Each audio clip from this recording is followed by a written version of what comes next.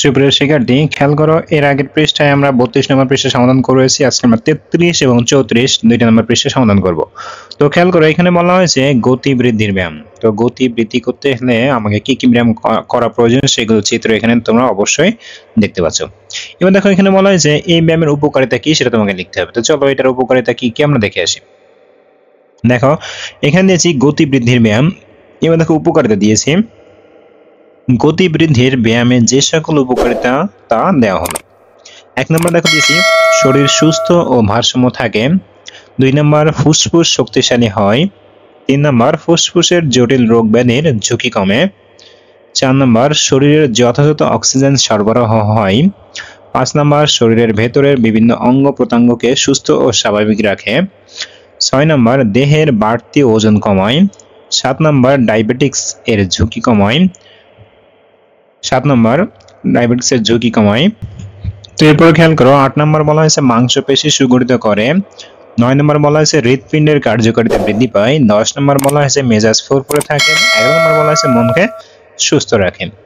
তো আশা করি গতি বৃদ্ধির ব্যায়ামে কি কি উপকারিতা সেটা তোমরা বুঝতে পেরেছো। এবার আসি এরপরে দেখো বলা হয়েছে নমনীয়তা বৃদ্ধির ব্যায়াম।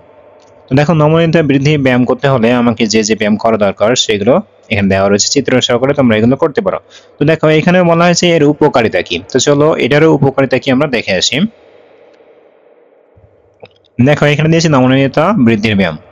উপকারিতা, নমনীয়তা বৃদ্ধির ব্যায়ামের যে সকল উপকারিতা রয়েছে তা নিম্নে উল্লেখ করা হলো।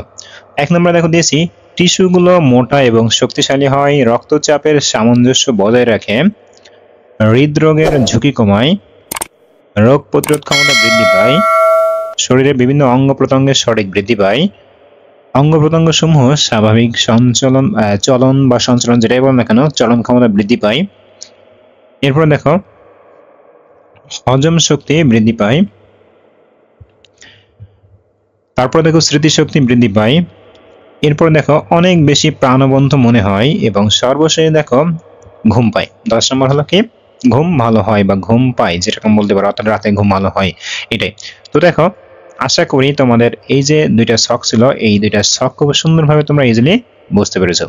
তো আজকের ক্লাসটা হলো এইগুলো, আর আমি তোমাদের আবারও বলি তোমাদের কিন্তু শুধুমাত্র ছকের যে উত্তরগুলো সেগুলো আমরা দিব, তোমাদের রিডিং যে পড়াগুলো সেগুলো পড়ে ফেলতে হবে। তো সবাই ভালো থাকো, আগামী ক্লাসে আবার তোমাদের সাথে দেখা হবে।